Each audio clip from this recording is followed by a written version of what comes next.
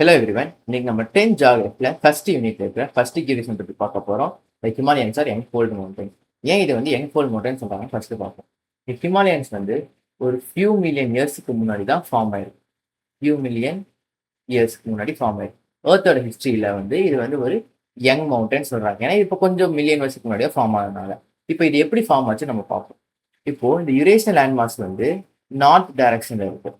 அதே மாதிரி இந்த கோண்ட்வானா லேண்ட் மாஸ்ங்கிறது வந்து சவுத் டைரக்ஷன்ல இருக்கு. ஓகேவா?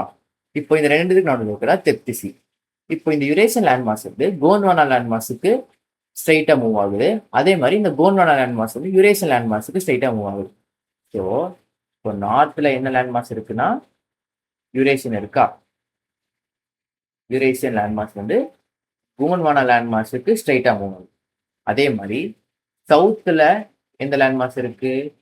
கோண்ட்வானா லேண்ட் மாஸ் இருக்கா? இந்த கோண்ட்வானா லேண்ட் மாஸ் வந்து எதுக்கு ஸ்ட்ரைட்டா மூவ் ஆகுதுன்னா யுரேஷியன் லேண்ட் மாஸ் இருக்கு. இப்போ இந்த ரெண்டுமே மூவ் டுவர்ட்ஸ் ஈச் அதர். அப்பனா ரெண்டுத்தையும் இந்த யுரேஷியன் வந்து கோண்ட்வானா லேண்ட் மாஸ் ஸ்ட்ரைட்டா மூவ் ஆகுது. கோண்ட்வானா லேண்ட் மாஸ் வந்து யுரேஷியனுக்கு வந்து மூவ் ஆகுது. So each other. ஸோ இப்போ இந்த நடுவில் இருக்கிற டெப்த் சி என்ன ஆகும் அப்படின்னு நம்ம பார்ப்போம். இந்த நடுவில் இருக்கிற டெப்த் சி வந்து ஸ்குவீஸ்ட் ஆயிடும். என்ன ஆகும்னா ஸ்குவீஸ்டு. ஸ்குவீஸ்டோட மீனிங் அப்படின்னு நம்ம என்ன பார்த்தோம்னா கம்ப்ரெஸ்டு. கம்ப்ரெஸ்ட் ஆயிடும். இந்த ரெண்டுமே லேண்ட் மாஸ் மூவ் ஆகிறதுனால இந்த டெப்த் சி ஸ்குவீஸ்ட் ஆயிடும். இப்போ இதனால என்ன நடக்குதுன்னா இங்க மேப்ல பாருங்க, இங்க வந்து எர்த் கிரஸ்ட் இருக்கும்.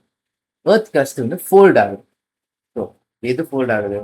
எர்த் கிரஸ்ட் வந்து ஃபோல்ட் ஆகுது. ஃபோல்ட் எந்த டைரக்ஷன்ல இது வந்து ஃபோல்ட் ஆகுதுன்னு பார்த்தோம்னா அப்போர்ட் டைரக்ஷன்ல. அப்போர்ட் டைரக்ஷன்ல இந்த எர்த் கிரஸ்ட் வந்து ஃபோல்ட் ஆகுது.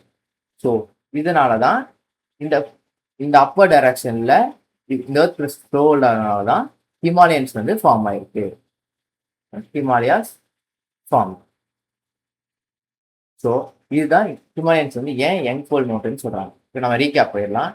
இதை வந்து ஏன் யங் மவுண்டன் சொல்றாங்கன்னா இது வந்து ஒரு ஃபியூ மில்லியன் இயர்ஸ்க்கு முன்னாடி தான் ஃபார்ம் ஆயிருக்கு. நார்த்ல இருக்கிற யுரேஷியன் லேண்ட் மாஸும் சவுத்தில் இருக்கிற கோண்ட்வானா லேண்ட் மாஸும் ரெண்டுமே சேர்ந்து நடுவில் இருக்கிற டெப்த் சி வந்து ஸ்குவீஸ்ட் ஆகிடும்.